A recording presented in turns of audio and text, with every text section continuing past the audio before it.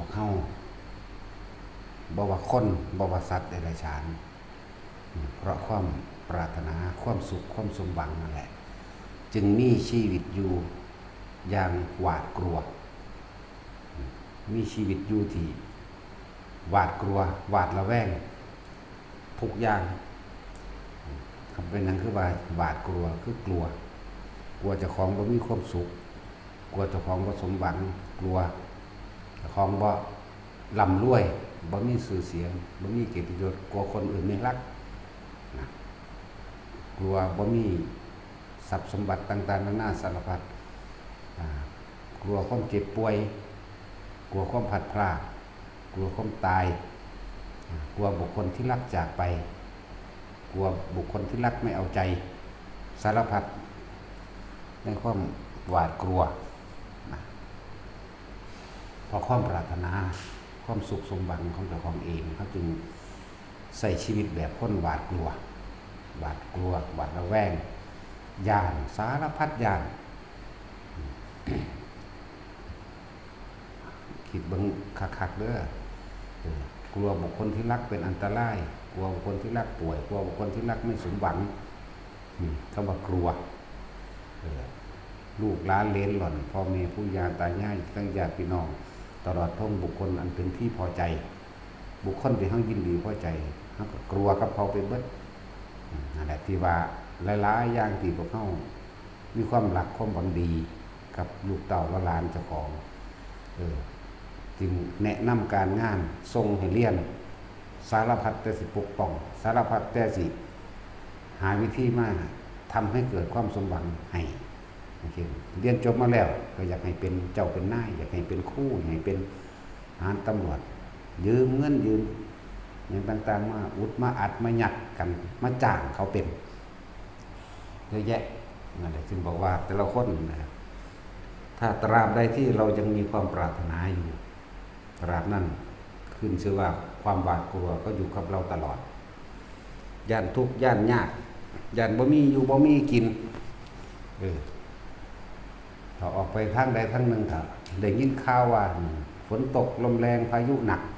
ย่านโอ้โหยุงใดนอคนนั้นผู้นี้ย่านมาละหวาดกลัวบ่ล่ะ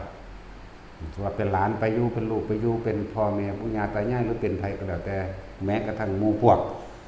ที่เคยมีความชอบอกชอบใจซึ่งกันและกันหวาดกลัวไปบัดทั้งนั้นมีพายุใหญ่โอ้ยสงครามน้ำท่วมแผ่นดินถล่มกลัวไปหมดแม้กระทั่งในขณะที่ตัวเองอยู่ในเหตุการณ์ก็กลัวแต่ว่าในความกลัวของแต่ละคนตอนที่กำลังแม้กระทั่งว่าสิหนีตายเอาชีวิตรอดจากเหตุการณ์น้ำท่วมแผ่นดินถล่มตึกถล่มหรือยังกระสร้างความคิดหนึ่งมันจะแล่นไปหาบุคคลที่รักที่พอใจเข้าใจว่าล่ะแม่นบ่ล่ะมันสิแล่นไปหาย่านบ่เห็นหน้าลูกย่านบ่เห็นหน้าผัวย่านบ่เห็นหน้าเมียย่านบ่เห็นหน้าพ่อแม่ย่านนี่เดินว่ากลัวทั้งหมดถ้าฝนตกลมแห้งมาพร้อมก็กลัวฟ้าผ่าแม่นบ่ล่ะกลัวฟ้าผ่าหูหมู่ไปว่าพวกเฮายังมีความปรารถนาอยู่ทรัพย์สมบัติที่หามาได้บัดนี้กลัวจะสูญหายนั่นว่าล่ะย่านสูญหายอยากให้มันมียิ่งขึ้นไปย่านบ่ได้อีกเด้ขนาดมีแล้วก็ยังหาที่มีขึ้นไปอีกเอาแล้วย่านคนโกงก็แม่นว่าซั่นเรื่องผัวเรื่องเมียย่านเมียไปเอาผู้ใหม่ย่านผัวไปเอาผู้ใหม่เนาะเห็นบ่ล่ะมันเป็นไปเบิดมีแต่ความย่านหวาดระแวงทั้งนั้นเลยแหละตราบใดที่เฮายังเป็นเจ้าของสิ่งใดสิ่งหนึ่งเด้อตราบใดที่เรายังเป็นเจ้าของสิ่งใดสิ่งหนึ่งความกลัวยังครอบงำทุกอนุแห่งความคิดนั่นแหละจังว่าพวกเฮาบ่เป็นอิสระเพราะว่าเฮาเป็นเจ้าของความปรารถนาสุขปรารถนาความเป็นเจ้าของผัวเจ้าของเมียเจ้าของลูกหลานเจ้าของทรัพย์สมบัติเจ้าของทุกอย่างนั่นแหละแม้กระทั่ง สุดท้ายแล้วกลัวตายคำว่ากลัวตายมันยังมีอันหนึ่งห่วงอยู่เด้ขนาดย่านตายหรือแม้กระทั่งว่าก่อนจะตายเห็นบ่ล่ะก็คือว่าคนมีลูกเต่าละลานคนนั้นบ่ทันได้ตั้งหลักได้ฐานะครอบครัวยังยากจนกว่าหมู่ย่านเขาบ่มีอยู่มีกินก็ยังห่วงลำพึงลำพันคิดเว้าไปสารพัดเกิดเพราะว่ากลัวเขามีอยู่ไม่มีอยู่มีกินกลัวเขาบ่มั่นคงบ่ถาวรกูย่านสู้ทุกข์สู้ยากดอกแต่กูตายนี่สู้สิเฮ็ดแนวใดไผสิเบิ่งสูเนาะยังลำพึงลำพันในขณะที่ป่วยก็ซอกกระแสนั่นแหละใกล้สิตายมื้อนั้นแหละน่ะกลัวไปเบิดกูย่านสู้รักสามูลมรดกบ่อยู่ดอกเนี่ยว่ามีแต่ความกลัวเด้เนาะในเวลากูย่านกูตายปะสูเป็นว่าล่ะยังสั่นครับกูย่านกูตายจากสูสารพัดแต่มีแต่ความหวาดกลัวหวาดระแวงมีแต่ความย่านไปเบิดทุกอย่างเลยตราบใดที่เฮายังมีความปรารถนาในสิ่งใดสิ่งหนึ่งหรือสิ่งทั้งปวงเลยล่ะบ่ว่าแต่สิ่งใดสิ่งหนึ่งก็เอามาแองเบิดเนาะมันบ่หลับแล้วหาเงินมาได้แล้วกระยานมันหายเสื่องมองไว้เสื่องไว้ซ่อนไว้ตรงไหนก็บ่แก็บใจฝากธนาคารไว้ก็บ่แก็บใจจักสิเฮ็ดจังไดเนาะบ่มีอิหยังสิไว้ใจได้เลยยานเจ้าของป่วยยานเป็นนั่นยานเป็นนี่สารพัดยานคนที่หากป่วยลูกหลานผัวเมียถือว่าเจ้าของสิตายนี่ก็ยังห่วงอยู่เด้ห่วงหยังถือว่าผัวสิตายจังสิผู้ดันก็ยานเมียเอาผัวใหม่เนาะเมียสิตายก็ยานผัวเอาเมียใหม่อีบูดนั่นอีหยัง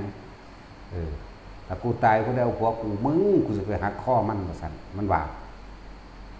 มันหายากได้ผัวนี่เพราะว่ามันเป็นนายากเนาะมันก็เลยต้องห่วงเป็นธรรมดา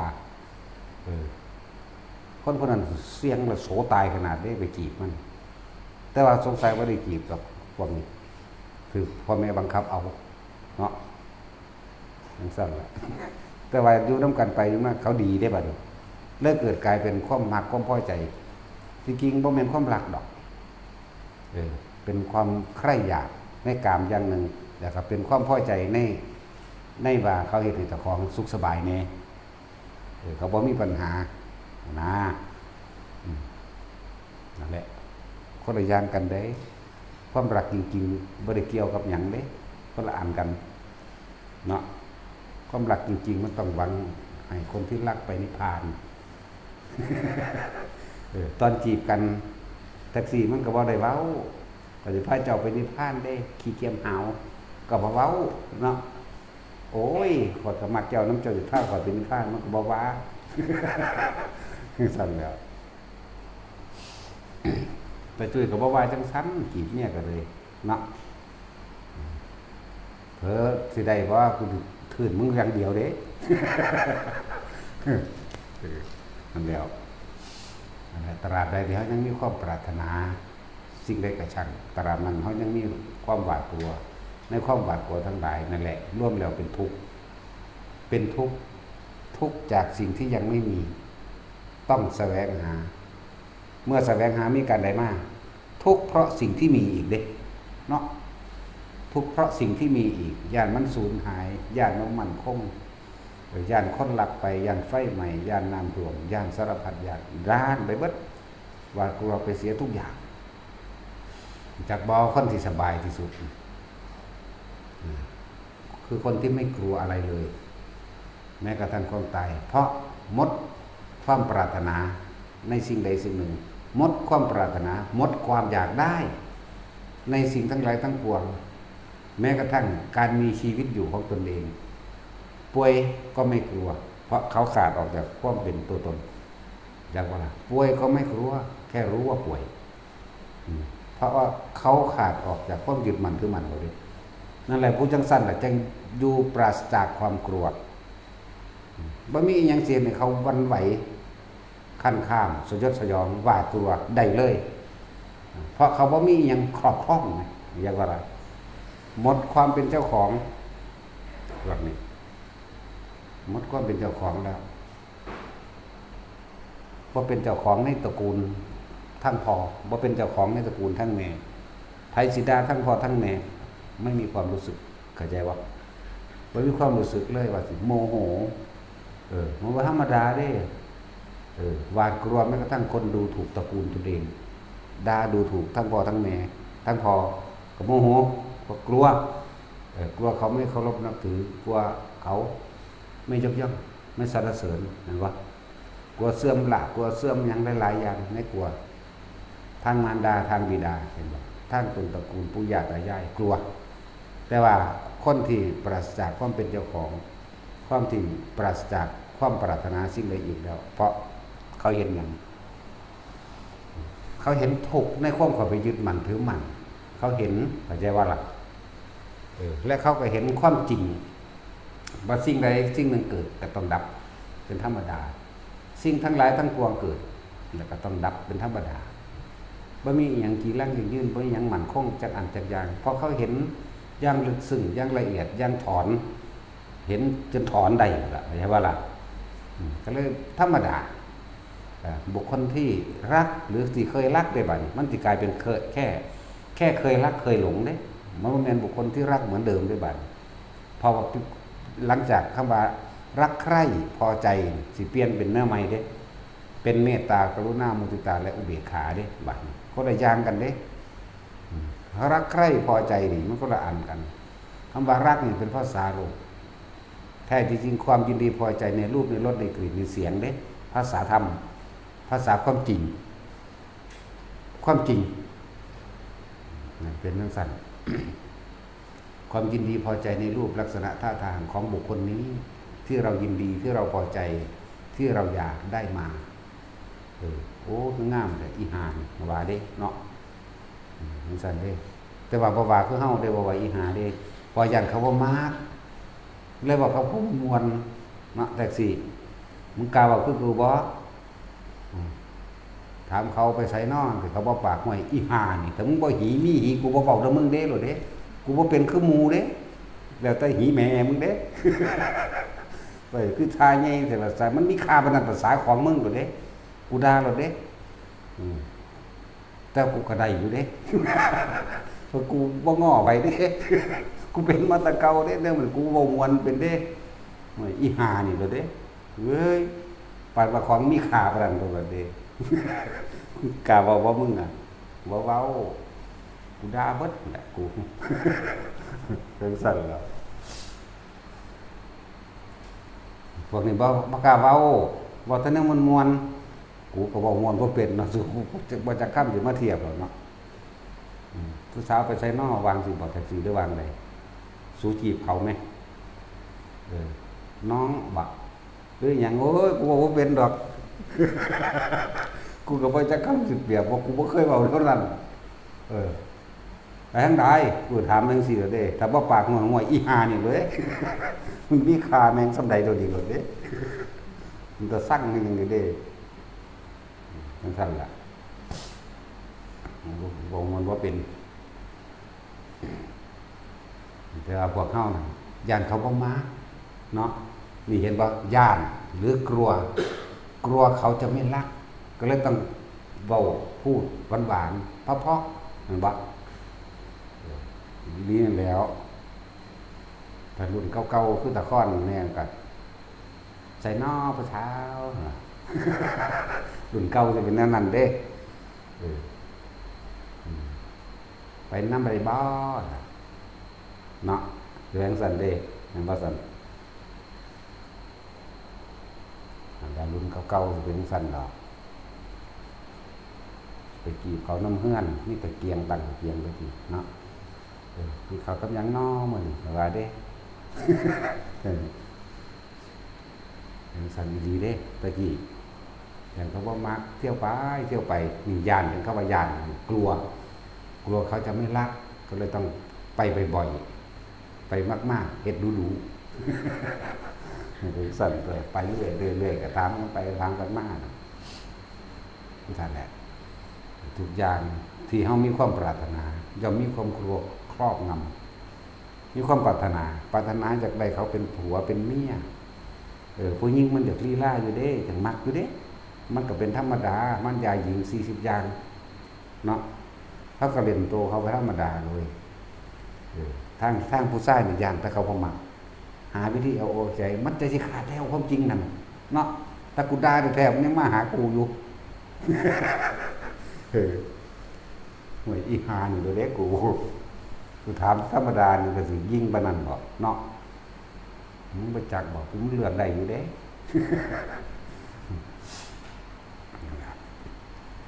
ถามไปธรรมดานี่นั่นแหละเฮาบ่ได้ย่านว่าเขาสิมักหรือบ่มักเลยเฮาซื่อๆอยู่มันเป็นเราเองแบบแนวนั้นคือเทศน์เดียวนี่แหละบ่ได้ย่านผู้ใดสิมาเคารพบ่รับเคารพบ่ได้สนใจให้สิศรัทธาบ่สนท่าให้บ่อยากด่าก็ด่าไปโลดเด้บ่แม่นอยากด่าหรอกแต่ว่ามันมีเหตุให้ด่าเรียกว่าถึงมาให้เอาใจจักสั่นจังซี่นั่นโอ้ยมันจะเข้ามาโลดเด้มาจัดพิธีนั้นพิธีนี้โยนถิ่มบ่ได้เงินก็เลยถวายเงิน 300,000เลยครับแต่มึงสิให้กูเฮ็ดจังไดนี่มึงสิให้กูเฮ็ดหยังนี่ครับอยากให้อันหลวงพ่อจัดนั่นโอ้ยกูบ่เอาหีแมงดอกกูโยนถิ่มอีหลีเด้เอาขึ้นไปซะสิแม่กูเฮ็ดนั่นเฮ็ดนี่กูบ่เอาลงแล้วมันเป็นจังซั่นอีหลีแม่มันก็มาอยู่เด้ได้หลายกว่าเก่าอีกมันแปลกอยู่เด้พยากรณ์ห่วยอีหามึงสิแม่กูเฮ็ดนั่นเฮ็ดนี่กูบ่เอาแมงดอกเด้โยนไปโยนขึ้นเลยได้หลายกว่าเก่าแล้วแต่หลวงพ่อซั่นกูเอาอยู่แบบนี้เอามาอีกเอามาอีกมีแนวนี้อีกเด้บาดนี้กูสิจูดไฟถิ่มแล้วกูสิไปซื้อขนมให้ผู้สาวก็เรื่องของกูเด้แม่ว่าซั่นสิมาให้กูเฮ็ดนั่นเฮ็ดนี่แต่งกูเฮ็ดกูบ่เอาแมงแล้วเรื่องสั่นเนี่ยมันเป็นแบบนั้นอีหลีแม่ผู้ใดติดตามสิจักอยู่ตัวฝึกอยากไรมวยอีประสาทเด้บาดนี่แต่ว่าฝึกอันนั้นเลยต้องเอาผู้ให้เขาหมดก็นั่นไปฝึกให้อีปุ่งแน่อีซิงวิ่งแน่เกียร์ดังวีอีเป็ดนั่นแหละแต่พวกงามๆเลยบอกมานี่งามทั้งผีเด้ไม่สั่นหรอกอีเกียร์ดังวีมันก็แนะนำดีอยู่หรอกอีเป็ดแนะนำบดีปานใดแต่ว่าจริงใจอย่างว่ามันเกิดมันแหละวากๆเลยผสมกับหนามันแหละมันมายิ้มอะไรง่ายๆเด้คนเฮาถ้าบ่มีความปรารถนาสิ่งใดสิ่งหนึ่งมันเบิดเลยมันบ่มีความหวาดกลัวอยู่อย่างอิสระจากสิ่งทั้งหลายทั้งปวงอิสระจากดูแม้กระทั่งคำว่าเหนือถ้ำไปอีกเลยบ่มีคำว่าถ้ำหมดแล้วคือจากว่าล่ะมันอยู่เหนือคำเบามันอยู่เหนือคำใดๆแล้วล่ะแหละพวกเฮาเห็นบัดนี้เป็นยังเฮาเคยจังยานนั่นยานนี่กลัวสิ่งนั้นกลัวสิ่งนี้ก็เพราะว่าเฮายังมีความปรารถนาอยู่กลัวการพัดพลาดจากบุคคลอันเป็นที่รักบ่ล่ะนี่เห็นว่าข้ากลัวพอเฮาบ่เข้าใจธรรมชาติเฮาบ่เรียนรู้ธรรมชาติเฮาบ่ฟังคำสอนพระพุทธเจ้าแม่นฟังก็คือว่านั่นน่ะมันก็เป็นของหายากอยู่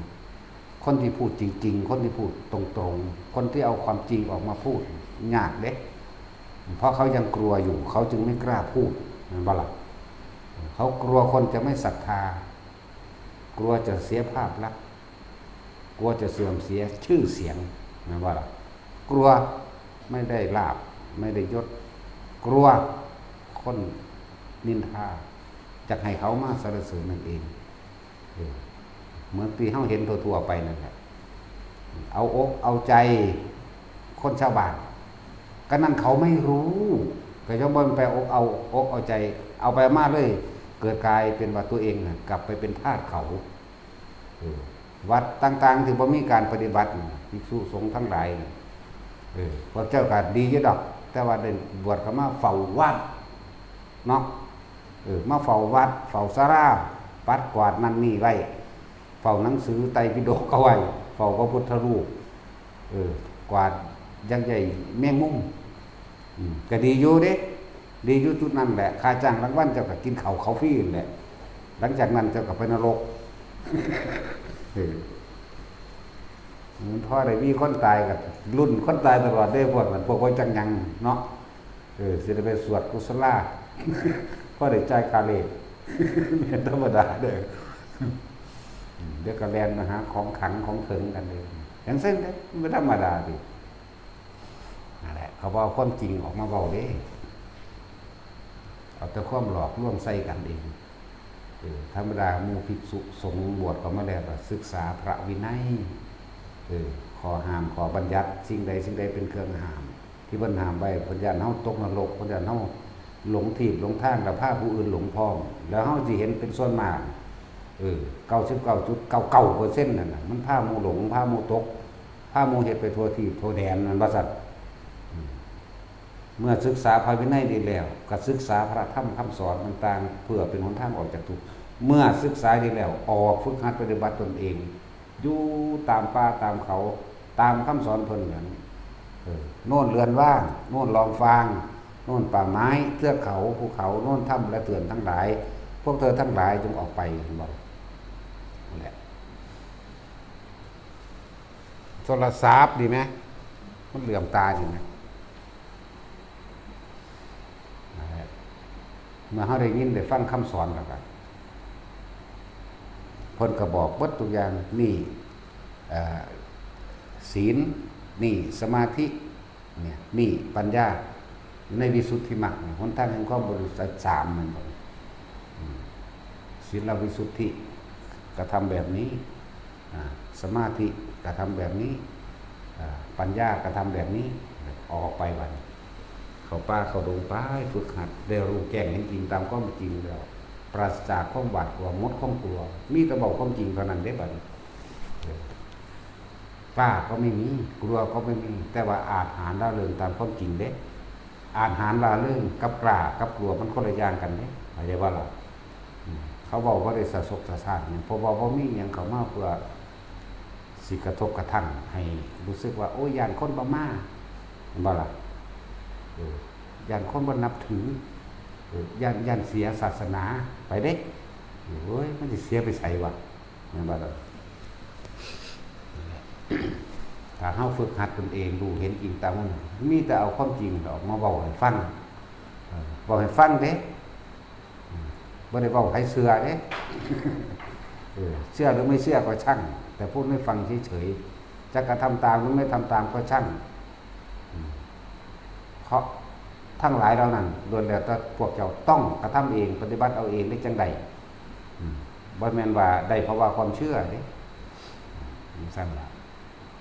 และทุกผู้ใดอยากเห็นความทุกข์ในตนเองที่ตัวเองกำลังเป็นทุกข์กำลังหลอนกำลังกังวลและหวาดกลัวหวาดระแวงไปต่างๆนานาสารพัดนั่นน่ะน้อมออกมาว่าเรากลัวอะไรเราอยากได้อะไรเราอยากเป็นอะไรแล้วก็เรามีสิ่งใดเป็นเจ้าของเรามั่งหรือ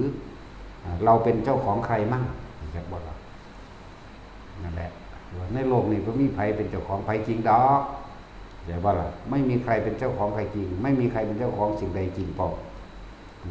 ใครเป็นเจ้าของใครจริงผัวกับเมียนั่นแหละมันก็เปลี่ยนทรัพย์กันไปเรื่อยแนวมันได้ว่าล่ะใช่ไหมเดี๋ยวเขาไม่มีใครเป็นเจ้าของสิ่งใดจริงคือเงินทองถึงเวลามันก็ซับเปลี่ยนมือกันถือไปคือเก่าเนาะนี่แล้วนั่นแหละให้เห็นโทษในการแสวงหาสุขนั่นเองเขาปรารถนาความสุขได้ที่เขาเป็นภาคกันถูกเขาจึงแสวงหาดิ้นรนหามาในขณะที่ไปดิ้นรนหามาทำการทำงานบางที่เกิดพิษทะเลียงพิษทะเลาะกันในหน้างานมั่งหลังงานมั่งถือกันมั่งทะเลาะกันมั่งเหมือนว่าสันบางที่ก็ได้อดได้ทนบางที่เขาก็ร่างแกคมเหงเป็นพนักงานไม่หรือบ่ไม่ก็ช่างผู้มีตำแหน่งเหนือกว่าคมเหงคมคูเอาเปรียบกระทั่งลูก แต่ก็ต้องอดแก้ก็ต้องทนเพราะกลัวเข้าใจบ่กลัวครอบครัวไม่มีอยู่ไม่มีกินได้อดได้ทนงานมันหายากกลัวไปหางานใหม่แล้วหาบ่ได้ยากกลัวขาดได้ระหว่างช่วงหางานอีกกลัวมีแต่กลัวกับกลัวเนาะเขาก็ปรารถนานั่นแหละมันเลยจึงกลัวธรรมดาบัดนี้ผัวกับเมียแต่งงานกันใหม่หรือบ่ใหม่ก็ช่างเถอะเวลาออกไปแล้วกลัวเมียเฮ็ดไปทั่วไปทีเอาผัวใหม่เล่นชู้ก็ว่าเมียก็กลัวผัวไปเอามีคนใหม่เหมือนกันผัวก็กลัวคือกันเนาะมันมีแต่แนวจังสี่เด้เพราะว่ามันมีเป็นเจ้าของมันก็เลยต้องกวาดตัวไปเบิดเนาะแล้วนี่ให้ทุกคนระลึกนึกถึงสิ่งที่เฮาหวาดกลัวเรากลัวเพราะอะไรเหตุจังได๋จะหายกลัวเพราะความก็เป็นเจ้าของทั้งหมดนั่นตัวกูของกูนี่ก็เรียกว่าตัวกูนี่กับกูกลัวตัวเองไม่มีอยู่ไม่มีกินไม่มีชื่อไม่มีเสียงกลัวคนเกลียดกลัวคนไม่ยกย่องเห็นบ่เนี่ยสุขสรรเสริญต่างๆนานาสารพัดกลัวสิ่งนี้ธรรมดานั่นแหละพวกเฮาคิดพิจารณาเขามาคักๆคนที่เป็นอิสระปราศจากความกลัวคือคนหมดห่วงหมดหวังเข้าใจบ่ครับ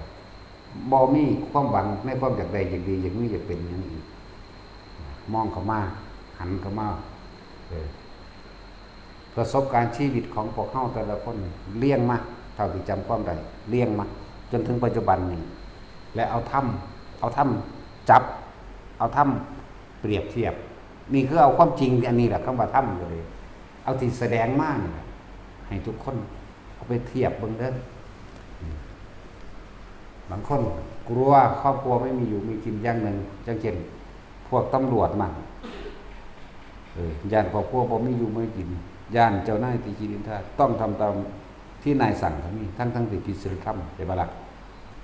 จับเขาปรับเงินเขาเอามาเลี้ยงครอบครัวตัวเอง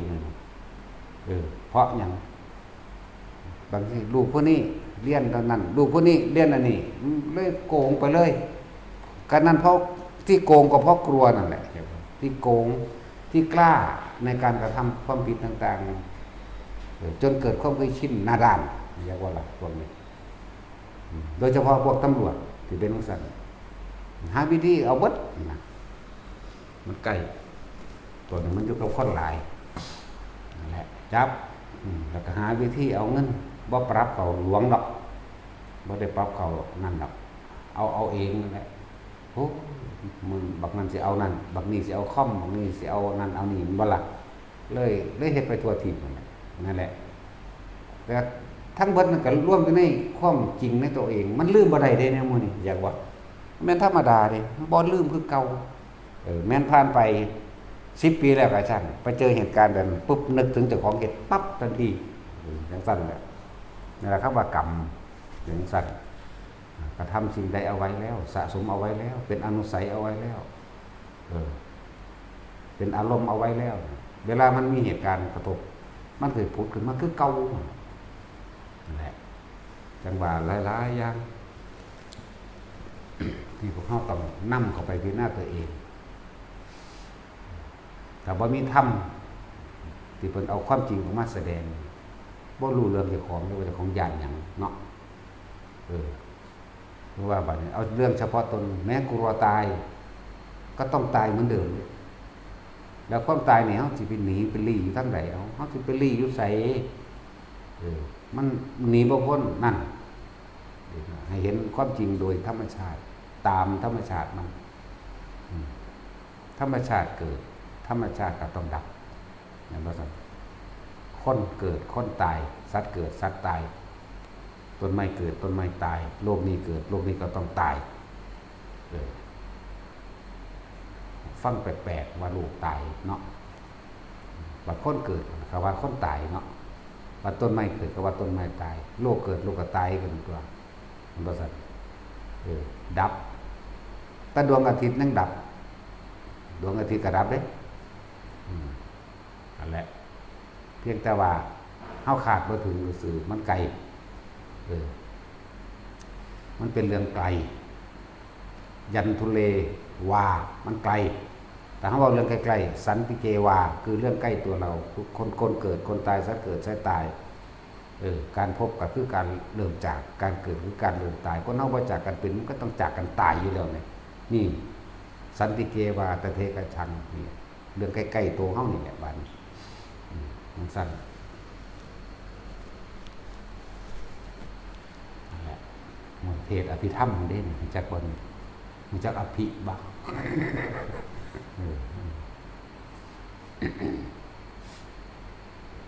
ยังทุเลวาคือเรื่องไกลสันติเกวาคือเรื่องไกลตัวอภิสันยุญเกวาอายังวุจติรูปักขันโธนี่เรื่องใกล้ๆเขาเรื่องรูปขันกายเขาเข้าใจบ้าละใกล้ว่าสันรูปักขันโธคือเวทนาขันโธสัญญาขันโธสังขารขันโธวิญญาณขันโธเข้าไปอีกนั่นแล้วตายเบิดรูปไม่เที่ยงเวทนาไม่เที่ยงสัญญาไม่เที่ยงสังขารไม่เที่ยงวิญญาณไม่เที่ยงบ่เข้าใจดอกอันเบาซ้ำนี่เนาะบ่เข้าใจต้องเบาแบบออกจากอารมณ์และความจริงมันผ่านดีกว่าเหนืออะไรรูปร่างกายของเฮาเองร่างกายเฮาเองเดินทางไปตายเท่านั้นเด้เหนืออะไรแต่ทุกคนก็ย่านเจ็บย่านปวดย่านป่วยได้บัดนั่นน่ะเวทนาเห็นบ่สัญญาสังขารเปลี่ยนแปลงไม่ไปเลยเรื่อยๆวิญญาณก็รับรู้ความรู้สึกพอใจมั่งบ่พอใจมั่งนั่นแหละเรื่องนี้แหละมันมาร่วมเข้าว่าใจเลยคุณความรู้สึกกลัวคนที่บ่มีความเป็นเจ้าของสิ่งใดแล้วคนที่บ่มีสมบัติอันใดๆในโลกแล้วบ่มีความกลัวหรอกจักบ่ล่ะบ่มีครอบครัวบ่มีลูกบ่มีหลานบ่มีญาติบ่มีพี่น้องบ่มีเลยบ่มีอีหยังอีกเลยบ่ย่านกันแล้วกันบ่มีตายยังไดก็หายห่วงเลยตายได้ตะกอดกันทุกเมื่ออีกย่านจะตายซ่ากันแต่ว่าย่านทั้งบ่แม่นย่านเดี๋ยวบ่นี้เพิ่นเขาเว้าซื่อๆเด้เหมือนภาษาลีบุตรเพิ่นเว้าเพิ่นเป็นแค่เหมือนกับลูกจ้างรอเวลาเลิกงานนั่นเด้แต่เพิ่นบ่ได้รอดอกมันอยู่ซื่อๆของเพิ่นนั่นแหละแต่เพิ่นเปรียบเทียบธรรมะนี่มันเหนือคำพูดทั้งปวงเหนือทั้งที่เป็นธรรมและไม่ใช่ธรรมมันก็เหนือจากว่าเราเป็นดั่งลูกจ้างรอเวลาเลิกงานหมายถึงถ้าตายซื่อๆเลยเพิ่นบ่รอแนวอื่นเด้จากว่าบ่ได้รอลาภยศสรรเสริญบ่ได้รอคนเคารพนับถือบ่ได้รอแต่ว่ารอเวลาเลิกงานหมายถึงว่ารอเวลาตายทั้งบ่แม่นรอไม่แต่ว่าอาศัยสมมุติบัญญัติบ่อาศัยอักขระและภาษามาเว้ามันเว้ากันบ่ได้เด้อยากว่าล่ะบ่มีแนวเว้าเด้นั่นมันบ่แม่นฮอดธรรมอยากบอกใช่ครับคำว่าธรรมก็สมมุติขึ้นมาเว้าซื่อๆเด้สั่นละเว้นแต่เฮาได้ฟังพระสุภุติแสดงธรรมนี่แล้วทราบว่าจังยังจะคนอยู่นี่เนาะจังบ่แต่พระสุภุตินี่ก็แม่นไผเนาะปานนี้เนาะแต่สิ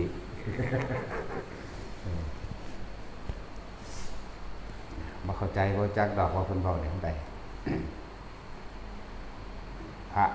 สารีบุตรคุยกันกับพระปุณระจังซี่โอ้ยมีแต่ยอดปัญญาคุยกันเอาฟังเบิ่งแล้วว่าเอ้ยต้องห่วงเฮามีแต่ความถ้าสิให้แปลโดยเข้าใจความหมายของเฮาก็เข้าใจยากคือดอกมันก็เลยว่าไม่ต้องรู้ไม่ต้องทำความเข้าใจไม่ต้องรู้แล้วก็ไม่ต้องเข้าใจอะไรดอกเพราะว่ามันบ่อาจสามารถจริงมันเป็นอักษรใดเองนะจังแล้วแต่ผู้ใดอ่านเบิ่งแล้วก็สิคิดนำบ่ได้หรอกเนาะเอาเท่าที่เจ้าของเฮ็ดได้ซะก่อนรับพระเจ้าคุยกันแล้วต่อสุพุติคุยกับพระพุทธเจ้าพระสารีบุตรคุยกับพระปุณระมื้อนี้โอ้เป็นธรรมดาเจ้าคุยกันนะเฮาก็อ่านในหนังสือนั่นแหละ อ่านระบบพ่อได้ระลึกเบิ่งกันหน้าได้คือกันเด้จากว่าล่ะยากดอกเขาชั้นซีสะก่อนแล้วจังถอยออกมาเฮ็ดเป็นบ่แท็กซี่เออเฮ็ดเข้าไปจังซั่นก็ถอยออกมาเบิ่งบ่ได้เสื่ออิหยังง่ายๆเด้ก็จะบอกกันจังสี่อีหลีบ่นอนอันพวกเขียนคือเวอร์เขียนตกอีกต่างหากเด้จริงๆเขาเจ้าเว้ากว่านั้นอีกแต่ว่ายังว่าล่ะผู้สิถ่ายทอดเป็นภาษาออกมามันเลยเพี้ยนไปในจักหน่อยมันซั่นล่ะบัดเฮาฟังจริงๆแล้วพระโตดันซึ่งลึงอยู่นำว่านี่มันสิฟังเข้าใจบ่แต่ว่าซั่นเข้าใจคำว่าซึ้งลึงบ่ได้นี่เพราะบ่มีสมองบ่มีสมองแค่คนละอยู่ดีซั่นแล้วแต่ที่เว้าให้ฟังก็โอ้ควายมันนั่งสิเฮ้ยมันไปอยู่เนาะหรือสิเว้าอย่างกับต่อไม่แห้งนะบ่ได้เว้ากับ8ปีกเด้ยังบางอยู่เด้นั่นคนเป็นตอแบบไงทั้งแห่งโอ้ยจะกูสิขุดเนาะใดนั่นแหละเปรียบเทียบจากประสบการณ์ชีวิตของเจ้าของเองเอาเด้อบ่เฮาตลอดทั้งชีวิตที่เกิดมานี่มีแต่ความหวาดกลัวเด้เนาะพวกอันส่งลูกเรียนก็ย่านลูกเรียนบ่เก่งนั่นกลัวบ่ล่ะกลัวลูกเรียนไม่เก่งแบบไปโรงเรียนก็กลัวคนอื่นรังแกลูกแต่ถ้าลูกตัวเองมันแกคนอื่นคันไม่กลัวเนาะแม่นบ่เบิ่งสั่นเด้เอามันเลยว่าเด้เอาจังสั่นแหมว่าเด้ซุมื้อนี้โอ้ยครูด่านักเรียนก็บ่ได้ตีก็บ่ได้เบิ่งโดนล่ะครูก็เลยบ่กล้าตีกลัวเหมือนกันกลัวเขาฟ้องเนาะครูก็กลัวเขาครูเด้นักเรียนพ่อแม่มันก็อยากเอาเปรียบอยากสารพัดมันแต่ย่านเบิดตำรวจเดี๋ยวกล้าก็กล้าเพราะกลัวนั่นแหละยังจะดูการทำหมดทุกอย่างก็เพราะกลัวนั่นว่าจักความกล้าจะมาจากความกลัวนั่นแหละว่าพวกเฮาให้เห็นสังสารวัฏหรือโลกนี้เกิดขึ้นมานี่มีแต่ทุกข์กับทุกข์ดอกความสรุปรวมลงมาเบิ่งเด้อเรายึดกับสิ่งใดเราก็เป็นทุกข์กับสิ่งนั้นเฮาเข้าใจว่าเฮาเป็นเจ้าของสิ่งนั้นแท้จริงเฮาเป็นทาสมันเด้พวกเจ้าอย่าคิดว่าพวกเจ้าเป็นเจ้าของทรัพย์สมบัติที่พวกเจ้ามีเด้มีหน้าหลายๆเอาไปว่าอวดอ้างมู่อยู่ดอกอันว่าอวดอ้างมันบ่ล่ะพวกนั้นซื้อเท่านั้นตอนนั้นล้าน5เขามี2ล้าน3ล้านรถคันนั้นซื้อเท่านั้นเท่านี้ความจริงพวกเจ้าเป็นทาสมันเด้นั่นว่าซั่นเป็นทาสมันเบิ่งยังไปเฮ็ดหน้าดูบัดนี้จ้างไผก็บ่ไปแม่มึงนี่กูเอาขี่จ้างบ่กูบ่เงินจ้างบ่ว่าเด้ก็บ่ไปเนาะเป็นตาสั่งอีห่านั่นคือซั่นแหละก็บ่ไปเป็นทาสมันบ่ล่ะบัดซั่นแล้วอันนี้รถก็เอาไปอ้างกันอยู่ดอกจังสั่นจังซี่เท่านั้นเท่านี้เอ้าทะเบียนเบิดอีกล่ะป้ายวงกลมเอ้าอันประกันเบิดประกันขาดอ้าวน้ำมันขาดเบิดน้ำมันเบรกเบิดอันนั้นอันนี้รุดลุยซ่อมแซมเป็นทาสบ่ล่ะแล้วพวกเจ้าเป็นเจ้าของมันบ่แม่นบอกบ่แม่นเด้อพวกเจ้าเป็นทาสมันซั่นแหละเฮาเป็นทาสหมดทุกอย่างนั่นเฮาเกิดมาเฮาเป็นทาสความปรารถนาความสุขของเฮาเองเฮาเป็นทาสราคะเข้าใจบ่ที่มีรถขี่สะดวกสบายนั่นนี่ก็ไปหาผัวหาเมียนั่นแหละเนาะอะไรราคะความยินดีพอใจนี่อันนั้นแหละจังว่าครับผู้ใดเข้าใจลึกซึ้งในคำว่าพวกเขาเป็นทาสราคะหรือถ้าผู้ใดอยากรู้จักว่าเจ้าของสิพ้นทุกข์ออกจากหูเหี่ยวมันได้คือปานนาเข้าใจว่าล่ะถ้าออกจากหูเหี่ยวได้พ้นเลยเด้ยินบ่พยาคอนออกจากหูเหี่ยวมันได้เข้าใจเขาว่าหูจักเขาว่าหูเหี่ยวว่าเด้อหรือจะให้แปลอย่าให้แปลเด้นั่นแหละไปคิดเอาเองนั่นแหละเว้ยมีสมองหน่อยๆนะจักหน่อย รูเยี่ยวจักว่าล่ะที่มันพากันดิ้นรนขนขวายแสวงหานั่นนี่ก็หูเหี่ยวหูเดียวนั่นแหละจักว่าล่ะโอ้ยบ่แม่นนะกูหลายหูอยู่ มันเป็นแท็กซี่อันเดียวนั่นแหละเติมมันแหละเกี่ยวหาวเนาะช่วยเจ้าใจยิ้มเจ้าก็เลยเตะเสะอยู่เบี้ยเจ้าก็เลย ต้มหน่วงอยู่เฮ้ยมันสร้างน้ำ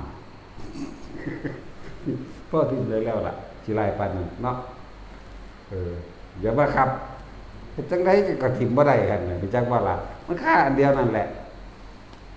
นางงามเจ้านั่นแหละ มันสั่นแล้วคือสร้างน้ำจักเป็นตรงได้สร้างน้ำไปเลยเนาะเป็นตัวมวมมาแหละ แล้วอันเดียวนั่นแหละที่พวกเข้ามากันมาเวียนวายไปเกิดแต่หู้เดียวนั่นแหละที่หนึ่งผู้ได้ขามตัวนี้ได้บ่กลับมาเกิดไปแล้วกันนาเห็นโทษมันชัดเจนเด้เห็นโทษเห็นมันคักโลดพวกเจ้ามักกันนี่มาเอากันแล้วนี่พวกเจ้าคิดว่ามันมีแต่ความสุขนั่นเป็นความคิดเด้ในภาษาสิพากันไปเที่ยวงานไปเที่ยวเมืองนี้มีแต่ความปรุงไปแต่ทั้งคิดว่าสิกับของสิสุขสบายมันบ่แม่นติความจริงแล้วเป็นได้บาดนี่โอ้ยแล่นหางานพอทำการทำงานทุกอย่างลำบากได้ลูกมาอีกนั่นห่วงเกิดระบาดนี่ล่าหุนห่วงมัดข้อมัดแขนมัดขาไปทั้งใดก็บ่ได้สิใจให้ก็บ่ได้ต้องไปอดได้ทนเด้จักว่าล่ะทนต้องห่วงมันผูกขาผูกแขนไว้แล้วบ่ให้ไปซกไปตีไปปนไปตีไปฆ่าเขาบ่ได้อดได้ทนเด้สั่นตัวบางที่ห่วงนั่นแหละมันเฮ็ดให้ฆ่าเขาก็ได้บาดนี้มันได้ทั้งสองนี่มัน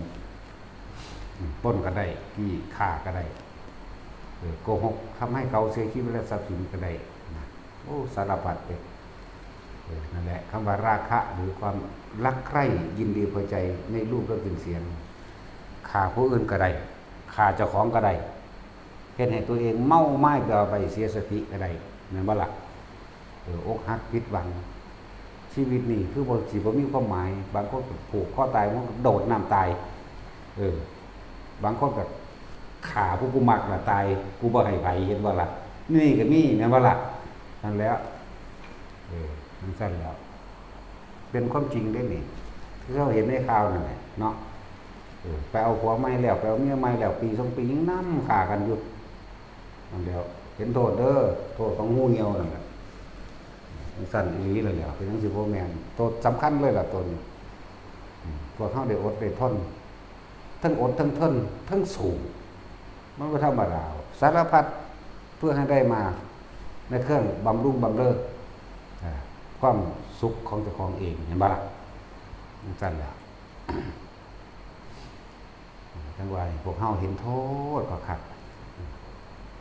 สิให้มันนั่นเบื่อหน่ายคลายกำหนัดเบิ่งอสุภะอสุภังเบิ่งเข้าไปหมอเขาพาอยู่เลยดอกเนาะ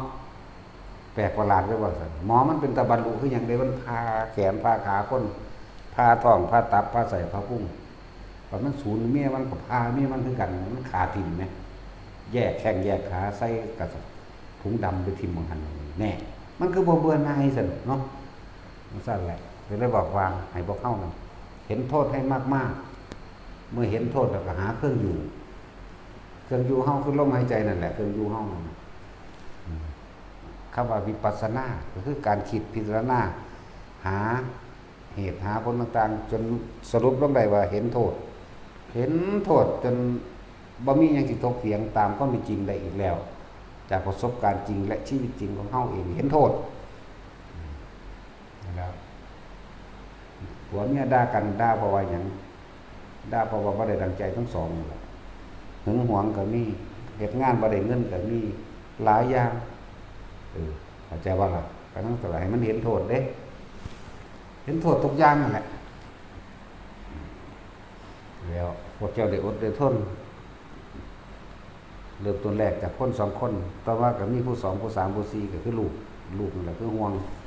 ผูกแข้งผูกขาผูกข้อมัดไว้สารพัดถ้าเฮาบ่มีผัวบ่มีเมียบ่อยากได้ผัวบ่อยากได้เมียมันบ่ได้หาเพราะปานใดเด้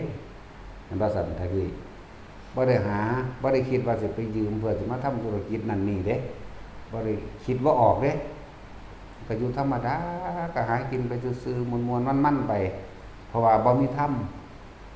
บ่ได้ฟังธรรมบ่ได้ฟังความจริงบ่ได้เข้าถึงรสแห่งธรรมอีหยังนั่นแหละตะกี้คิดอยู่บ่ตั้งแต่หนุ่มๆอยู่พุ่นไผก็ดีคิดอยู่บ่ว่าสิมาฟังธรรมแบบนี้สิคิดอยู่บ่ว่าสิมารู้เรื่องคิดอยู่บ่ว่าชีวิตสิเป็นแบบนี้เห็นบ่ล่ะบ่คิดเด้บ่คิดได้ว่าชีวิตสิเป็นทุกข์เป็นห่วงเป็นกังวลชีวิตสิมีแต่ความหวาดกลัวหวาดระแวงบ่คิดมีแต่คิดเพลิดเพลินสนุกสนานไปตามความคิดเพลินไปตามความคิดเด้แต่ความจริงแล้ว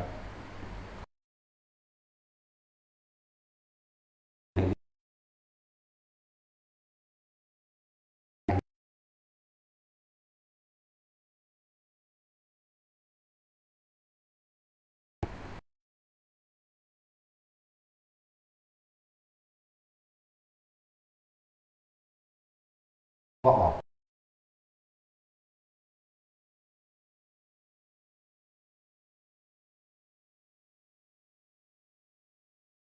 มีผัว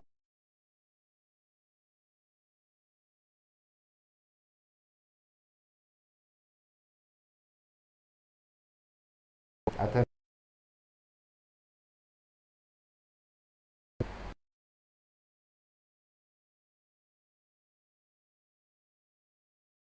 ว่าตอนนั้น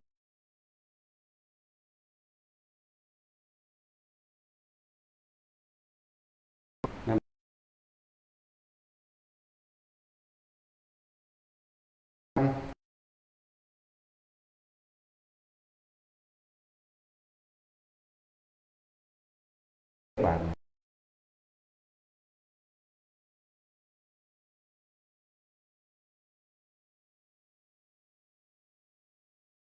มัน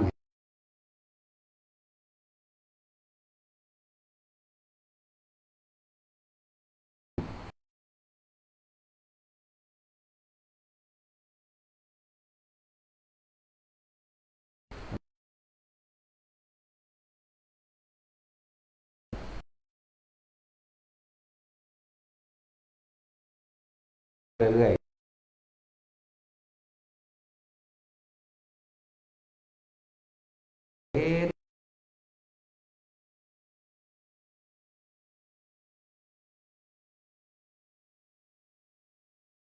แต่กู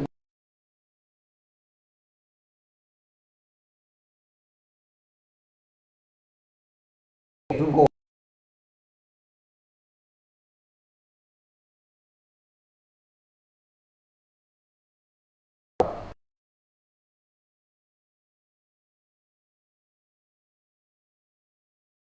ก็ชอบ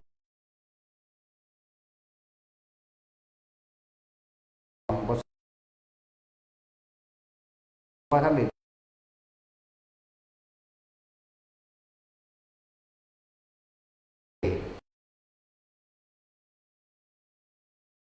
แม่นบ่ล่ะ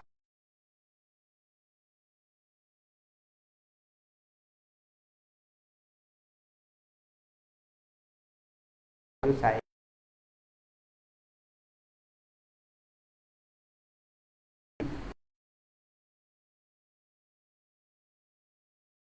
ทุกข์มัน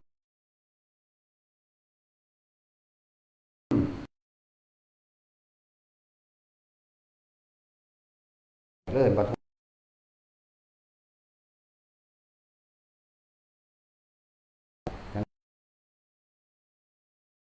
ไปเลย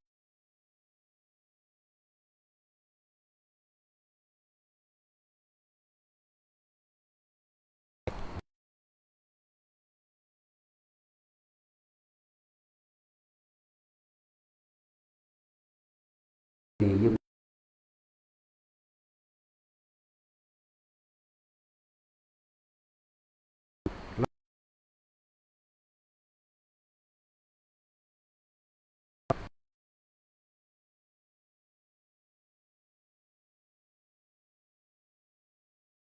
ปรารถนา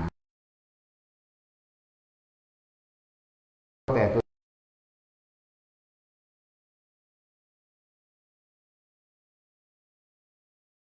ตัวเอง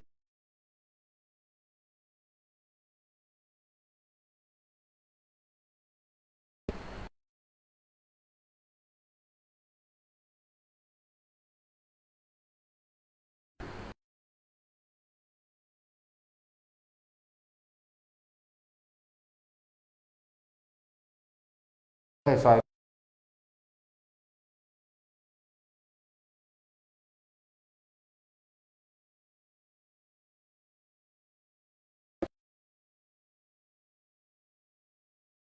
เข้า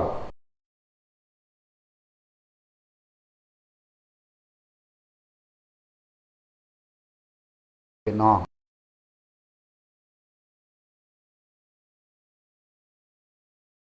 วันนี้ก็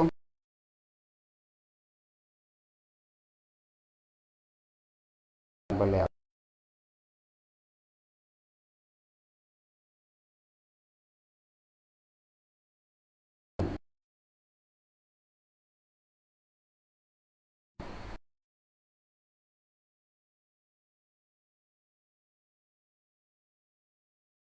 เอ๊ะ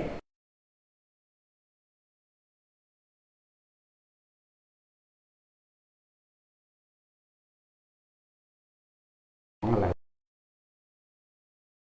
พ่อนะ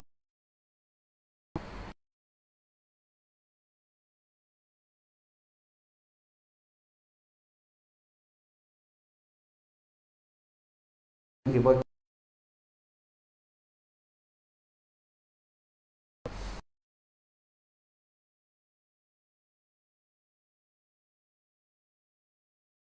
กันเอาสมมต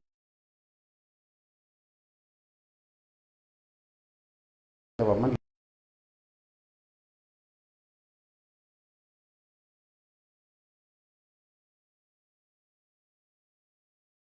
เถียงกันพวกนี้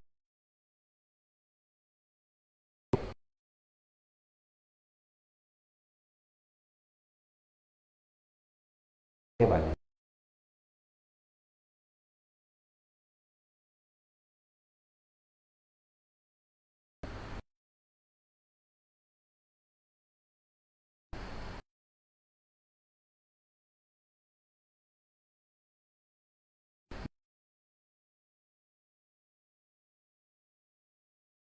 จะส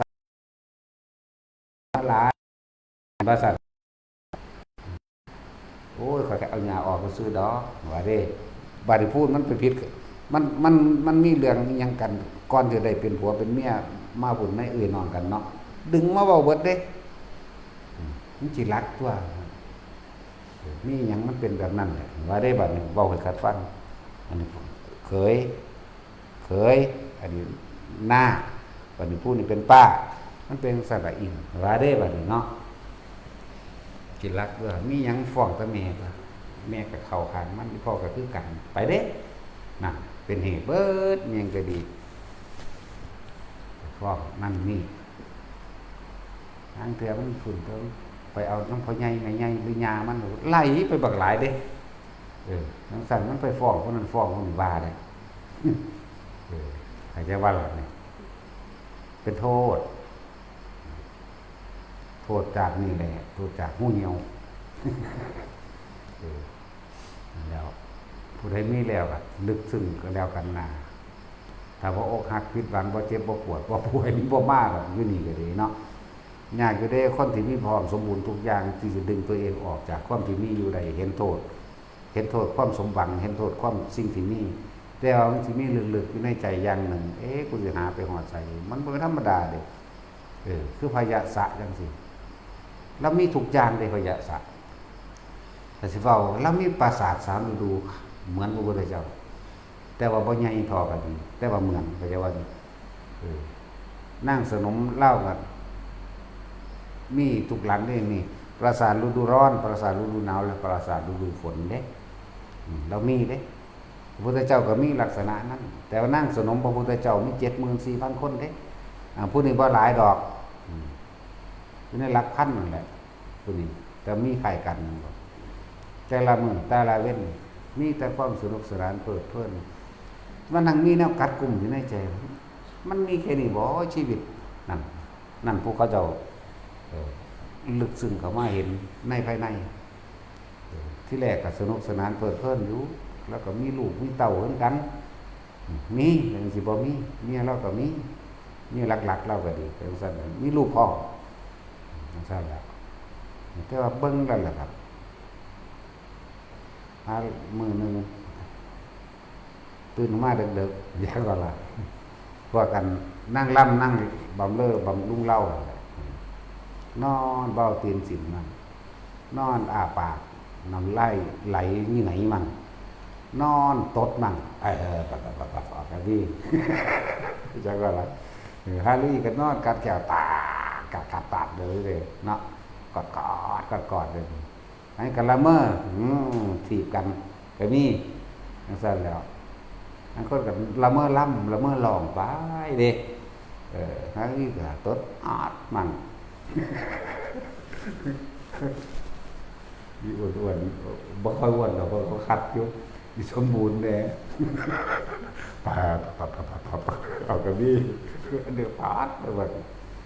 สารพัดแล้วเบิ่งแล้วก็มันมีสำนีบ่ชีวิตมันหาความหมายบ่เจอเห็นบ่ล่ะแต่ว่ามันมีความกรัดกลุ่มทุกอยู่ในใจนั่นแหละแต่ละมื้อแต่ละเว้นมาเรื่อยครับโอ้ยเป็นบุญไหว้แต่แนวนี้เนาะเด้พอกับแม่ก็คอยแค่คนขวายนั่นนี่ให้บุญไหว้อย่างตับแนวมาสิบำรุงกำเริบให้กูสนุกสนานเพลิดเพลินแหละชีวิตมันมีแค่นี้บ่วะเนี่ยเราหาได้บ่เนี่ยนั่นแหละบุญไหว้ยังสั่นอยู่เบื่อนั่งบำเรอเก่าๆว่าละกลับไปหาผู้ใหม่มาให้ทั้งสั่นแล้วมีแต่ความบุญไหว้ในการสิบำรุงกันทั้งสั่น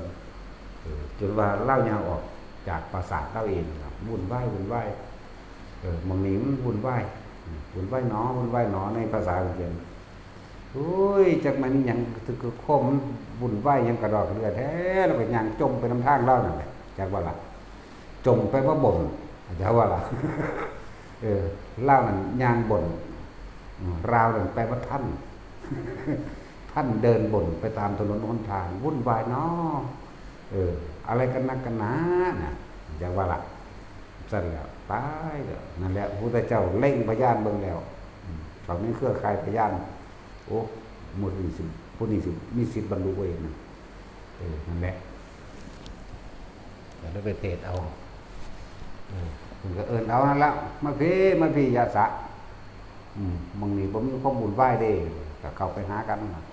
มันก็แสดงธรรมตอนกลางคืนกับบรรลุโสดาบันก่อนเด้ทั้งพ่อทั้งแม่ทั้งผัวทั้งลูกทั้งเบิ่นผัวพ่อกับแม่เมียลูกน้ำหาสว่างกระจ่างแจ้งมาแล้วล่ะจังมาเห็นก็เห็นพระพุทธเจ้าก่อนเห็นรองเท้าท่องที่ถอดไว้ในระหว่างทางวิญญาณก็มาหาพระพุทธเจ้านำห้อยมาโอ้เห็นว่าท่านนักบวชท่านเห็นบุตรของข้าพระเจ้าบ่เพิ่นก็เลยเดี๋ยวฟังธรรมก่อนเพิ่นแสดงธรรมเด้ตัวท่านเองอยู่กับตัวท่านเองแท้ๆท่านยังไม่หาตัวท่านเองเด้เข้าใจบ่ล่ะท่านยังไปตามหาแต่พึ่งผู้อื่นหาตัวเองหาคนอื่นหายังไงก็ไม่เจอดอกหาตนเองนั่นแหละจึงจะเจอเห็นบ่ล่ะเพราะท่านเป็นทุกข์เพราะสิ่งใดเป็นทุกข์ว่าคิดว่าเป็นเจ้าของบุคคลนั้นบุตรนั่นภรรยานั่นสามีนั่นเนี่ยแสดงไปพญาสาทุกท่านหลังบรรลุอรหันต์ได้บ่เข้าใจว่าล่ะพญาสาทุกท่านหลังบรรลุอรหันต์แต่ว่าพวกนี้บรรลุโสดาบันเพราะการตามหาตัวเองอย่างว่านั่นแหละเพิ่นจังว่านี่เด้ลูกเจ้าข้างหลังเห็นบ่เห็นแล้วก็คุยกันเมียก็บรรลุโสดาบันนั่นพ่อแม่บรรลุโสดาบันเมียก็บรรลุลูกเต้าและพวกที่ติดตามมาก็บรรลุเด้แล้วว่าจังไงถามกันเอาเองที่สิเมื่อหรือบ่เมื่อท่าน พญาสะมันก็บอกว่าเพิ่นหมดปราศจากความกลัวแล้วปราศจากความวุ่นวายแล้วเข้าใจว่าเราแต่ก่อนเราวุ่นวายแต่ตอนนี้เราไม่มีความวุ่นวายอีกแล้วหมดปราศจากความกลัวแล้วทั้งนี้ก็เข้าใจมันสุดบันเราเข้าใจตัวมันได้ทำเราจะว่าเรานั่นแหละมันกระบวนให้พระอรหันต์องค์ที่6ก็คือพญาสะแต่ว่าในระหว่างพญาสะกับพระนารกันจักไผ6ไผ7กันแน่นั่นที่เป็นพระนารกะก็บ่ได้กล่าวไว้นะครับอันยังก็สร้างหรอกมันก็แค่หลักการพระนารกะนี่บวชตรงต่อเจ้าชายสิทธัตถะนะเพียงเพิ่งแรกเกิดตอนนี้แต่ว่าหลานของอสิตะดาบทอสิตะดาบทผู้ทำนายเป็นหนึ่งเดียวว่าผู้นี้เป็นพระเจ้าแน่นอนแล้วเลือกศาสตร์ไปทั้งหนาได้หากับบุยพระธรรมดาได้หากับคนได้กูบ่ท่านกูตายก่อนหายเว่อขึ้นขึ้นเลยจักก็ละเพราะถ้าหายเว่อขึ้นแล้วผู้พอใหญ่สุดโทษถามว่าเป็นหยังจังไห้โอ้ยผู้นี้สิได้เป็นพระเจ้าเสียดายเสียใจที่ผมบ่ท่านเขาเดี๋ยวระลึกไปโอ้ดวงตาของโลกได้เกิดขึ้นแล้วพระอาทิตย์ดวงเดียวทำความสว่างให้กระจ่างแจ้งให้แก่สัตว์โลกทั่วทุกคนผู้ได้รับกระแสแห่งพระสัทธรรมคือความสว่างกระจ่างแจ้งดูดังสายอาทิตย์สัตว์ทั้งหลายเหล่านั้นที่เข้าถึงที่สุดแห่งธรรมใดหัวได้บัดนี้อ้าวเป็นบ่ายยังเมื่อกี้มันคือไห้บัดมันคือหัวเด้อหัวตัวดีใจแทนสัตว์โลกทั้งหลายสิได้พ้นทุกข์จากเจ้าชายสิทธัตถะอันนี้สิได้เป็นพุทธเจ้าแน่นอนนั่นแหละว่าจะว่างนั่นไปแล้วกับไปแล้วไปบอกหลานนารกะตอนที่อยู่ในอายุ16ประมาณ16ปีลูกน้องสาวชีวิตเจ้าชายสิทธัตถะซึ่งเป็นลูกของพ่อใหญ่สุโธทนะเกิดที่กรุงกบิลพัสดุหลานลุงนี่บ่ท่านนั่นล่ะอย่างหน่อยก็ให้หลานอยากได้ท่านคนผู้นั้นสิเป็นผู้เดียวแน่นอนท่านก็ฟังขึ้นสวรรค์ลุงเฮาที่ว่าปรารถนาดีกับแม่หรือกับเฮาตัวเองบ่มีเลยฟังพวกไปตลอดโกนหัวเลยแบบหาผ่าน้ำตลาดร้านค้านั่นแบบโอมอุ่นหัวยะไปละบวชเป็นนักพจน์หลายสักวันถือว่าภิกษุเป็นทั้งบ่ท่านใดๆตอนนั้นคำว่าภิกษุมาเถิดบ่ท่านเกิดในวันละบวชแบบฤาษีนั่นข้าพเจ้าขอบวชตรงตอนเจ้าชายสิทธัตถะตั้งแต่บัดนี้เป็นต้นไปบวชล่ออยู่ไปจนเอาที่เบิ่งพระเจ้า29 ปีจังออกบวช16 ปีบวกกับ29เป็นเท่าไหร่บาละแล้วพระพุทธเจ้ากว่าสิตรัสรู้อีกเป็น6 ปีบวกเอา6 ปีอีกบาละคือนี่มาบวกอายุของพระนารกะจากบอกพระนารกะเกิดก่อนพระเจ้า16 ปีนั่นแหละบวชแล้วครับบำเพ็ญเพียรยังหันแล้วจนพระพุทธเจ้าตรัสรู้ก็รู้ได้ว่าพระเจ้าตรัสรู้เพราะว่าแสงสว่างอุปาตาทิอาโลโกแสงสว่างได้เกิดขึ้นแล้วฉัพพันธรังสีแผ่กระจายไปทั่วโลกธาตุก็รู้ได้เดินทางมาฟังธรรมกับพระพุทธเจ้าพุทธเจ้าว่าให้ปฏิปทาโมนยะปฏิปทาปฏิบัติยากที่สุดคือโมนยะปฏิปทานี่แหละบิณฑบาตในหมู่บ้านนั้นได้เพียงครั้งเดียวนอนณสถานที่นั้นได้เพียงครั้งเดียว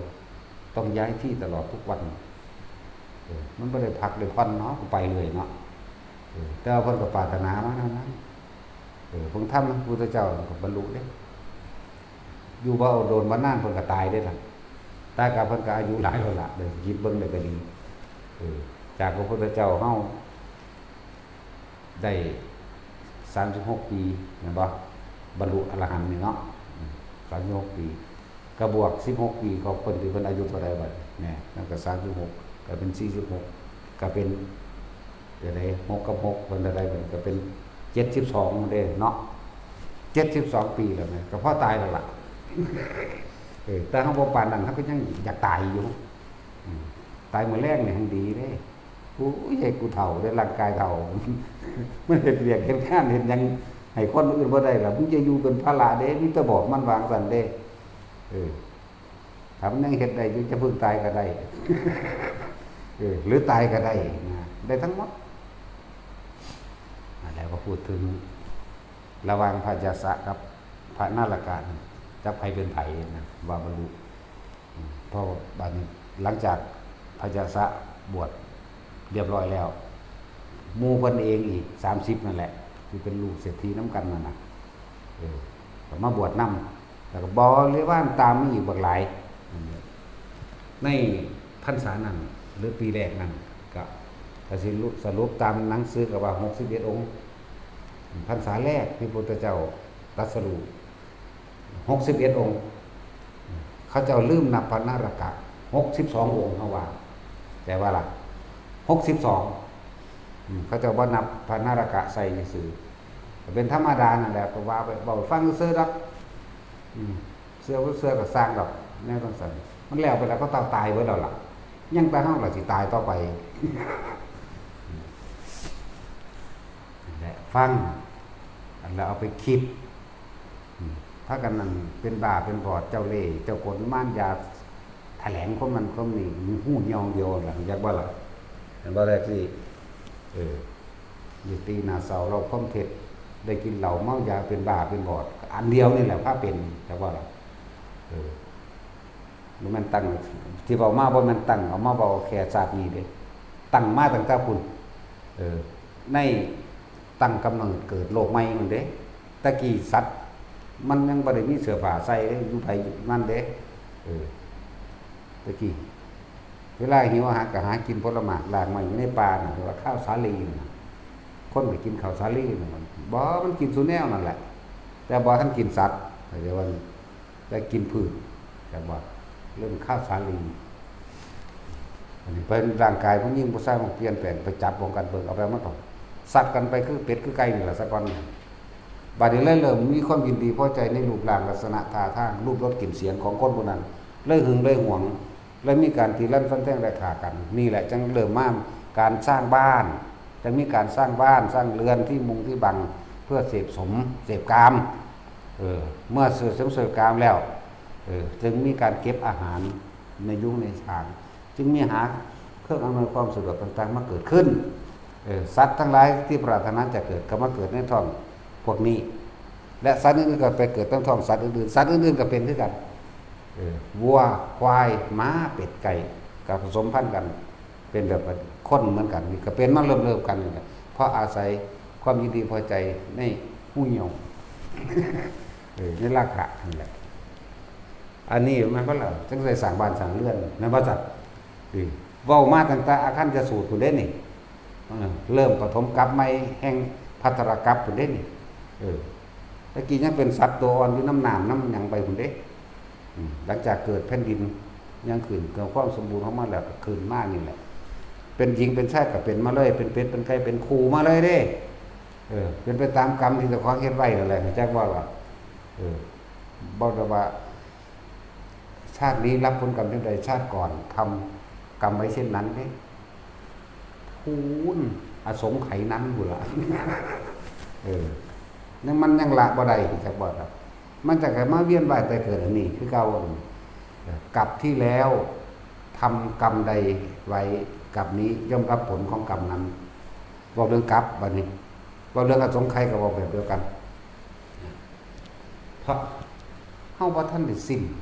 ราคะจังว่าความยินดีพอใจในรูปในรสในกลิ่นในเสียงมึงให้กูแปลว่าแท็กซี่เสียงเลยอู้อานั่นน่ะคนจีนก็ว่าคือกันเด้เนาะเห็นว่าอย่างคนจีนก็ว่าแบบเดียวกันคนไทยคนลาวคนเขมรคนพม่าอู้อาเบิดตลอดเนาะมันแปลกประหลาดบ่แม่นบ่สัตว์หรือใบไปเลยอยู่บ่มีหน้าตบปากแล้วอีหานแต่มันเป็นแนวนั้นเนาะตัดสินอย่างว่าลงตัดสินแล้วบ่ได้ลามกเลยถ้ามีเมียเดียวนึงต้องไปยี่ค้อน เก่าเมีย นั่นเด้อพญาค้อนเอาแต่ว่าตายผีเสื้อสมุทรนั่นแหละถือผีเสื้อสมุทรบ่บาดนี้ปฏิตายทั้งอืดๆนั่นแหละใช่แล้วในเฮาเห็นโทษบ้างซะเมื่อเห็นโทษแล้วเข้าใจดีแล้วเฮาสิรักกันเพียงใดก็ช่างสุดท้ายก็ต้องตายจากกันเด้แล้วบ่ล่ะเขาไม่ตายจากเราเราก็ต้องตายจากเขา แต่ว่าในความตายนั้นไม่ใช่เป็นเครื่องสิ้นสุดเด้บ่ได้สิ้นสุดแค่ว่าความตายถ้าจะสิ้นสุดจริงๆต้องสิ้นสุดที่ตัณหาราคะเมื่อหมดความปรารถนาแล้วไม่มีความปรารถนาได้อีกเห็นโทษแห่งความอยากได้อยากดีอยากนุ่นอยากเป็นเห็นโทษแห่งความปรารถนาแห่งตนอยากบันเห็นโทษนั้นตัวเองอยู่ได้บัดบ่ได้เกี่ยวกับผู้อื่นเด้ตัวเฮาเองเด้เกิดเองตัวเฮาเองได้ปรารถนาเองบ่แม่นผู้อื่นและเห็นลึกซึ้งเข้ามาถึงตัวเองโดดเฮามาเกิดเองเด้เพราะตัณหาราคะของเฮาเองจะว่านี่เพราะความอยากในรูปในรสในกลิ่นในเสียงของตัวเองจึงเรียกว่าตัณหาราคะเพราะตัวเองไม่มีใครทำให้เราเกิดตัวเราเกิดเองเพราะความอยากเพราะความปรารถนาในสุขแห่งตัณหาราคะของเฮาเองผู้ใดเห็นโทษตัวนี้ข้ามพ้นตัวนี้ได้บ่มีปัญหาบ่ต้องเกิดอนาคามีเข้าใจว่าล่ะบ่เป็นอาคามีเด้อาคารแปลว่าผู้ยังกลับมาหาราคะเข้าใจบ่อนาคาแปลว่าผู้ไม่กลับมายังโลกนี้อีก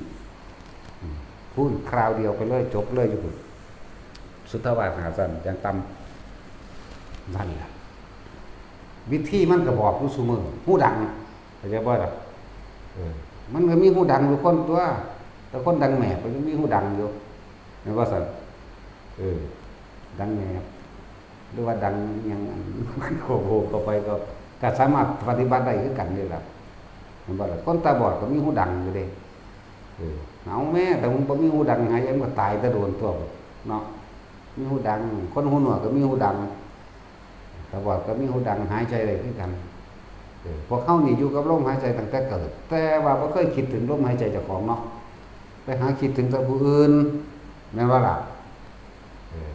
อย่ามาตัวได้ว่าแม่นแต่เดี๋ยวนี้ขนาดว่ากูปฏิบัติทำได้มันก็ยังคิดอยู่พอแห้งอย่ามาตัวเนาะแล้วตัวบ่ได้ดอกถ้าอรหันต์ล้ำตายเบิดเราได้อยู่ดีเนาะสั้นตัวแต่ฆราวาสบรรลุอรหันต์ตายแล้วบ่ได้บวชดอกต้องบวชเมื่อนั้นเด้เข้าใจบ่ล่ะหรือพูนบวชตั้งแต่เป็นอนาคามีพุ่นเด้ในอุปนิสัยมันซ่อนเล่นปิดบังบ่อยู่เข้าใจบ่ล่ะพวกนี้สิ่งเหล่านี้ความบริสุทธิ์มันเกินที่ปุถุชนทั้งหลายสิ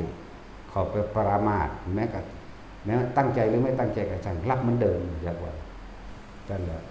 แม้เอาโหสิหรือบ่เอาโหสิขอโทษหรือว่าขอรับมันเดิมแต่ว่าสั้นๆแล้วมันมีหลายอยู่ได้เลยในตำราก็เลยให้แล้วยากน้อยเขาเจ้าก็บวชตั้งแต่เป็นอนาคามีพุ่นเด้ถ้าผู้มีอุปนิสัยแล้วเขาเจ้าสั่งสมไว้แล้วก็เลยบวชแล้วก็บรรลุอรหันต์เลยก็คือจังซั่นพอถ้าบรรลุอรหันต์ปุ๊บก็บวชมื้อนั้นเลยเด้ล่ะแม่นว่าซั่นที่จังพุทธเจ้าบอกถ้าเธอจงเป็นภิกษุมาเถิดทำอันเรากล่าวไว้ดีแล้วคำขอบวชสุดแดกนี่พุทธังธัมมังสรณังเดสรณังคัจฉามินั่นได้คำขอบวชเมื่อมีพุทธธรรมสงฆ์ครบบริบูรณ์แล้วพายาสะจังขอบวชเป็นสังฆังสรณังคัจฉามิเรื่องต่อนั่นล่ะจังพนารกะต่อไปกับหมู่พวกคนนั้นแหละได้3 4 50องค์นั่นแหละ61องค์6ได้พรรษาแรก61เอ็ดกับพระพุทธเจ้าเฮานี่แหละจังว่าจังซั่นล่ะนั่นแหละว่าพวกเฮาเห็นโทษเด้อพวกเจ้าบ่เห็นโทษพวกเจ้าก็ยังเพลิดเพลินอยู่เหมือนเดิมหมดแหละยังหาอยู่หาผู้อื่นหาได้มันก็บ่พอหรอกเนาะต้องหาตนเองคือพุทธเจ้าพ่อแม่ยาสะมากอยู่กับตัวเองแท้ๆยังไม่เห็นแต่จะกลับไปหาบุคคลผู้อื่นเขาพอเข้าใจได้ที่แรกต้องอาศัยการอธิบายเนาะพอสัทธรรมฮักก็เกิดขึ้นความจริงฮักก็เกิดขึ้นนะบางมันมีแต่ความเชื่อและความหลงเชื่อมีแต่ความเชื่อสมัยตะกี้ก่อนพุทธเจ้าเขาจะเกิด เขาก็เชื่อว่าพระพรหมมันได้สร้างโลกพระพรหมโดนบันดาลสุขทุกข์แล้วแต่แล้วพระพรหมเป็นผู้เสกสรรโดนบันดาลให้ปึ๊ดเอาสิ่งอื่นเข้ามาปกป้องคุ้มครองตัวเองเด้ได้จิมีหยังก็สวดมนต์ขอร้องอ้อนวอนกับหมู่พระพรหมจึงมีพิธีทางพราหมณ์เกิดขึ้นพวกพราหมณ์ขี้ขาดตาขาวขี้ตัวกินน้ำข้นงูล่ะเห็นบ่ล่ะทำทาวาติดต่อกับพระพรหมได้เป็นลูกของพระพรหมได้เป็นผู้สะอาดเป็นผู้บริสุทธิ์เป็นเสื้อแห่งพรหมมาเจ็ดชั่วโคตรนั่งพวกนี้บริสุทธิ์ก็ว่าเด้นั่นก็แล้วบางพวกก็ถือว่าน้ำล้างบาปได้อย่างที่แล้วถ้าน้ำมันล้างบาปได้ป่าอยู่ในหันมันเป็นอรหันต์บ่ล่ะตัวเนาะพวกปูขึ้นมาแน่ก็สิเป็นอรหันต์ซ่ามันขึ้นมาโคกอยู่เด้เนาะแต่ว่าป่าอยู่ในน้ำตลอดเด้ว่าสั่นปลาไหลยังเรียกกับเขาได้ดินอยู่อีแขงมันก็สิเป็นซ่าเป็นอรหันต์ซ่าพวกอยู่ในน้ำเลยแต่น้ำล้างบาปได้ก็ดีนะครับหลายคนดอกคุณเอาไปอะไรทักว่าพวกเขาเห็นโทษอย่างชัดเจนเมื่อเห็นโทษมันแล้วหาเกินอยู่เด้ตัวพระเกิดพระตายกับความคิดนึกปรุงแต่งของเขาเองจะได้นั่นจะเป็นนี่นั่นแหละยากบ่ล่ะเห็นสรุปลงแล้วมันยังหยุดความคิดยากอยู่เด้มันว่าล่ะหยุดคิดปรุงแต่งแสวงหาความอยากได้อยากดีอยากไม่เว้นแต่ว่าไม่ใช่ไม่คิดก็คิดอยู่แต่มันคิดไม่อยากได้อยากดีคิดว่าเอายังแล้วคิดเห็นโทษมันคิดเห็นโทษแล้วก็หาเครื่องอยู่หาวิหารธรรมแห่งตนอยู่ในตนเองหาตัวเองแบบนี้ลมหายใจนั่นแหละคือตัวเองลมหายใจสติก็คือลมหายใจสมาธิก็คือลมหายใจปัจจุบันก็คือลมหายใจเพื่อเป็นเครื่องหลอกเป็นโกศลโยบายกุศโลบายเพื่อไม่ให้จิตคิดถึงคนนั่นคนนี้แต่มันคิดถึงแล้วมันปรุงแต่งต่อเด้นั่นแหละเฮ็ดจังได๋เฮาสิหาวิธีหยุดมันได้ให้ฮู้มันพระอรหันต์เพิ่นก็คิดอยู่ดอกแต่ว่าเพิ่นบ่ได้คิดคือเฮาคิดแต่สิให้ผู้อื่นเด้คิดเหมือนกันเวลาคุยกันก็คิดคือกันนั่นแหละแต่ว่าบ่แม่นในความคิดดอกอยากได้แล้วอยากเป็นหยังแล้วเข้าใจบ่ล่ะคำว่าหยุดคิดที่แรกก็สร้างสมถะหมายถึงว่าคุมความคิดให้เจ้าของให้มันตั้งมั่นซะก่อนเมื่อมันตั้งมั่นอยู่แล้วจึงจะเห็นความคิดก็ไม่เที่ยงความคิดก็ไม่ใช่ของเราคิดก็สักแต่ว่าคิดไปแต่ว่าก่อเกิดอารมณ์ความรู้สึกพอใจแล้วมันจะเกิดขึ้นไม่ได้เพราะเลิ่นว่าหยุดคิดปรุงแต่งแสวงหาความอยากได้อย่างดีอย่างรู้อยู่เป็นเพราะว่ามันเห็นมันรู้มันเท่ามันทันความคิดต่างๆความคิดเลยเป็นเฉพาะความคิดแต่ว่าบ่สรุปความเห็นพอใจและไม่พอใจเกิดขึ้นไม่ได้แต่บ่ล่ะผิดหรือถูกก็เกิดขึ้นไม่ได้อีกบุญหรือบาปก็บ่เอายังก็บ่เอาเพราะหมดความปรารถนาแล้วนั่นแล้วอยู่ในลมหายใจอยู่ในอุณาโลมอยู่ในความรู้สึกโตเข้าใจบ่ล่ะแต่ละคนเอาสมาทาน